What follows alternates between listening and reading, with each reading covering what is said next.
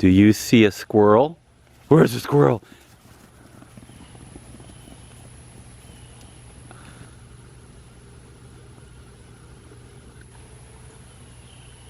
Go get the squirrel.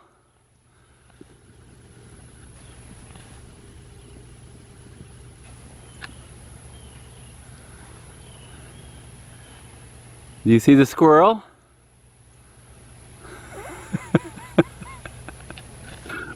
I don't see no squirrel.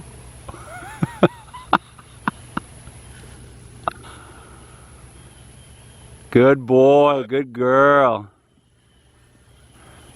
That's a good girl. That's a good girl. Yeah, you didn't see a squirrel, did you? Oh, that's good. You would have ate him up.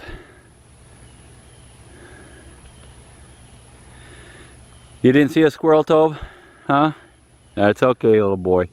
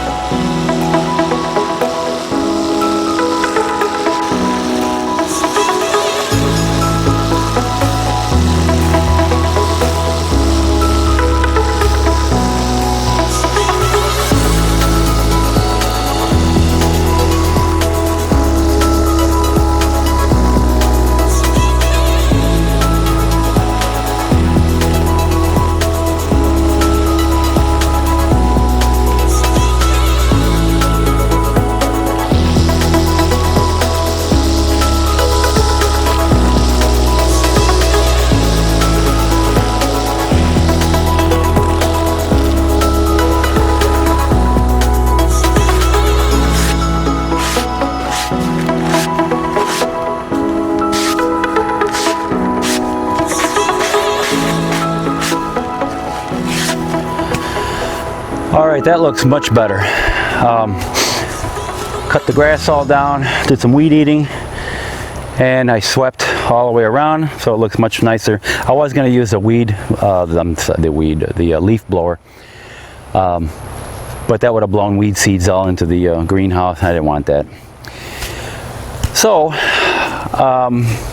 what I want to do here is I want to build a fence around the entire perimeter of the greenhouse. I got a problem here with wild animals, of course. I got the pigs, coyotes, and rabbits. My main concern is mostly the pigs and the rabbits, because for the rabbits, this is a solid buffet for them. So I'm looking into different types of fencing I can use. I was going to do the traditional T-post and welded wire fence going all the way around. In the front and in the back here where the doors are, I was going to put a gate, a regular metal gate with the regular metal poles into the ground. I started, figuring out all the numbers for that, and it would have cost $700, $800, $900 or more. Plus, then I would have to electrify it with electric wire going all the way around the perimeter, like I did with my orchard, to keep the raccoons out. And it's too much work and too expensive. Although it would look nice when done. But my main concern is just to keep the animals out. So what we're going to do here is I'm going to lay some more weed fabric down, maybe another extra 3 feet.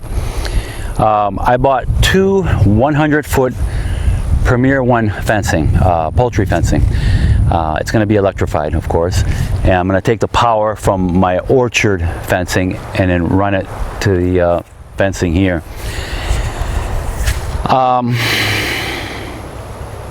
So yeah, the price for two 100-foot 48-inch high poultry fencing was a little over 350 bucks. So that's a much cheaper route. I also ordered some gates.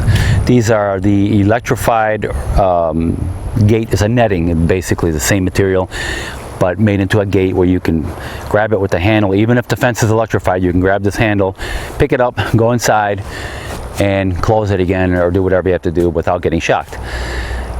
They were on back order. Premier One did not have any. I did a whole internet search, even different brands, and nothing. I couldn't find nothing.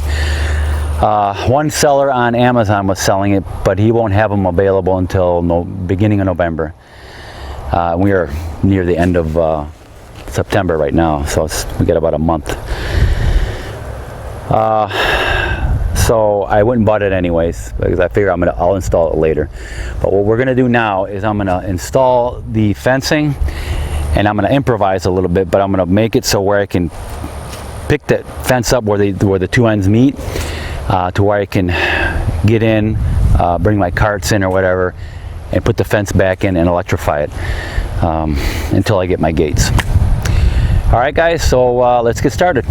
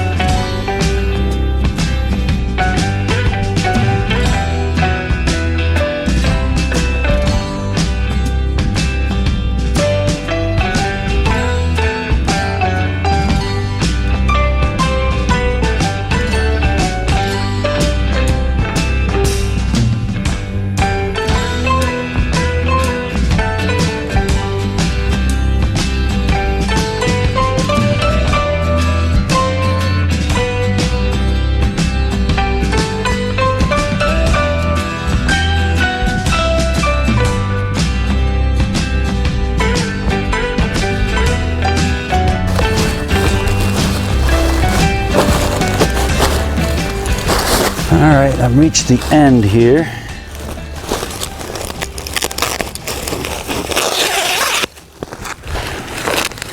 A lot of people say when you cut it, it frays. It's true, it does fray here. But what you need to do is tuck it under like that. And then you won't have to bother or worry about it anymore.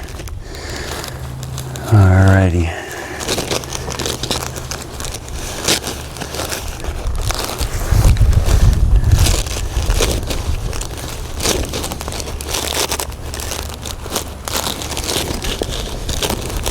And we want to pull it fairly tight.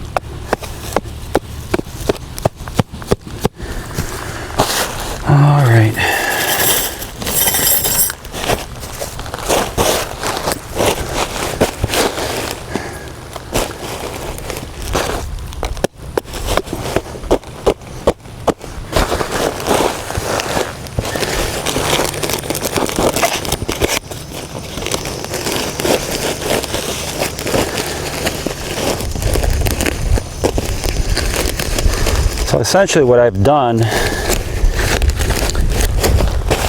is overlapped here 6 inches. These are this is a 3-foot wide weed barrier cloth. I've essentially overlapped it here 6 inches. So we got 2.5 feet coming out extra than what it was.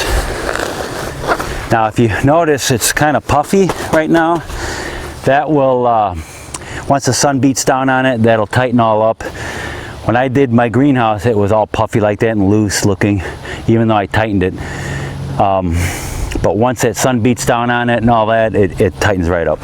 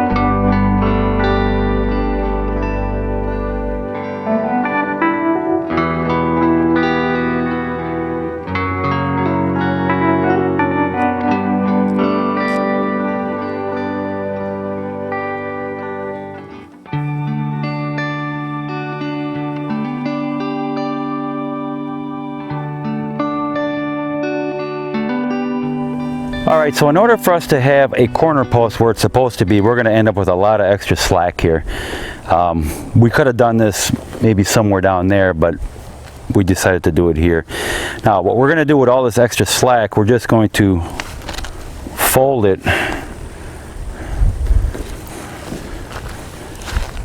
over to about here. Now I got some zip ties here, and we're going to zip tie this.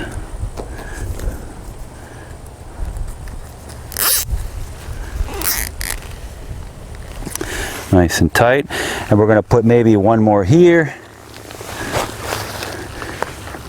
another one, and then probably 4 total, like that.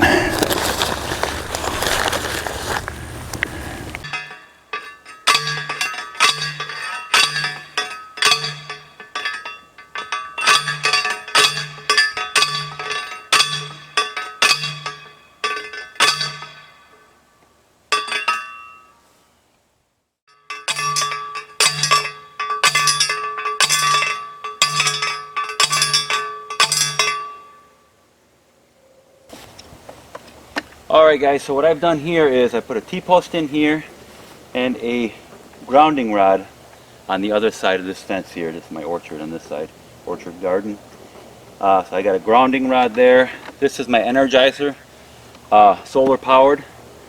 I'm going to put a link to it in the description, the fence and the weed barrier cloth. I'm going to put everything in the description. So this here mounts right to your T-post. Now you want to face this due south. You're in the northern hemisphere. There we go. If you live in the northern hemisphere, this has to face due south. And if you live in the southern hemisphere, due north. So, or wherever you get the most sunshine, if you got trees in the way and stuff like that. Okay, we have a red is positive, green is ground. So the green is going to go to my grounding rod, and let me see if I can do this through the fence. Okay. Positive. Now I have a hot wire here, a wire going all the way around my orchard for raccoons. Now raccoons would normally just climb my fence, go inside and eat all my fruits and vegetables. I put a stop to that, so now when they climb up and they touch this wire, it shocks them. So that's where I would put this. To make it look cleaner, you know what I think I'll do is I'll stick it through here. Bring it down.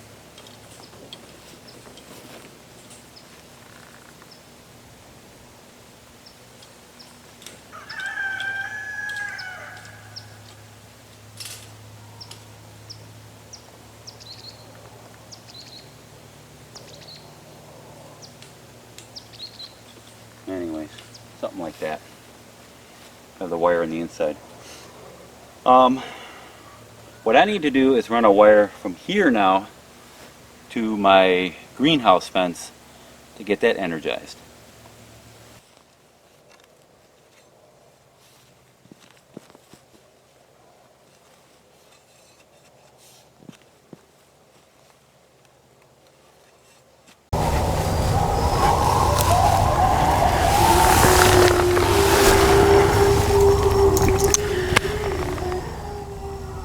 I hear coyotes going crazy out there, and my dog's howling too. Okay, here's the energizer. I got the hot and ground coming out of that, and the green is to the grounding rod. I got the hot connected to the main wire going around my orchard, and the new wire that I put in connected to that, going underground, and I'll be burying it as you see here.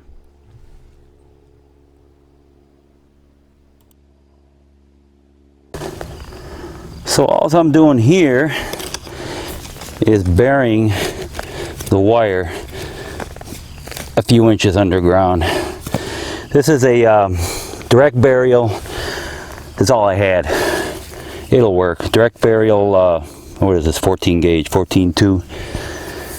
And it'll work.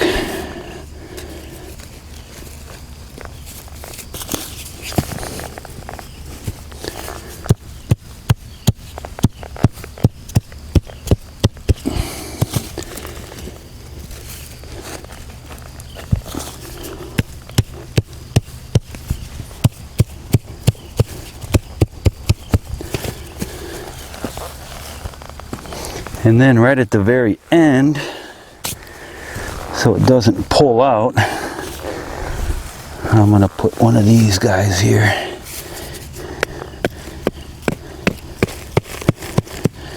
That'll work. This is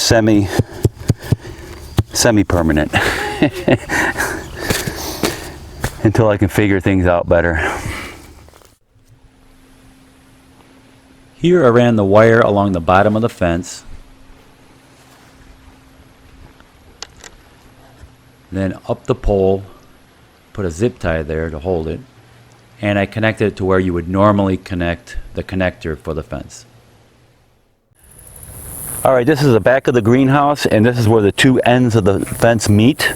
In order to get power from this side to this side of the fence, you have two connectors here from each side. You got to make sure they're connected together like that in order to get the power from here to this fence.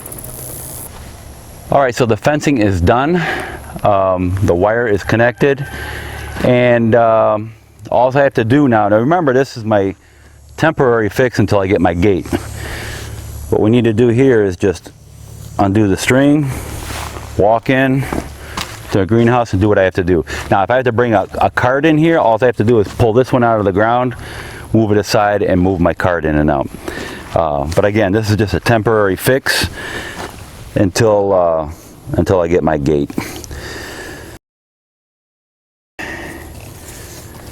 Let me put this on the ground. Alright, so this is to check the voltage on the fence to make sure it's hot, rather than you checking it yourself and finding out the hard way. That's what this is. This is from Premier One.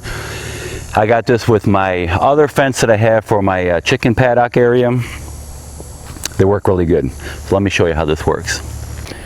All right, so this is the Energizer here. It's solar powered and battery backup. It has two settings. One is for your wild animals. Essentially, it stays on during the day and at nighttime, the fence. And here it's more your domesticated animals, your farm animals. So it stays on only during the daytime. So we're going to put it on the first setting there, and we're going to check the fence. All right, essentially all we do is put the wire up against the top here and push the button, and it shoots all the way to the top. Now we'll check the other side, and it's good. So we got both sides showing excellent, and that fence is hot. All right, so this is my temporary fix until I get my gates for this fencing. I know this is going to work really good. My paddock area back there where I got my chickens, I never had any problems with raccoons or coyotes or any of that stuff coming in there. So yeah, this should work out really good, and I'm looking forward to shocking many animals. All right guys, so thank you for watching. Please like, subscribe to my channel, and I will see you in my next video.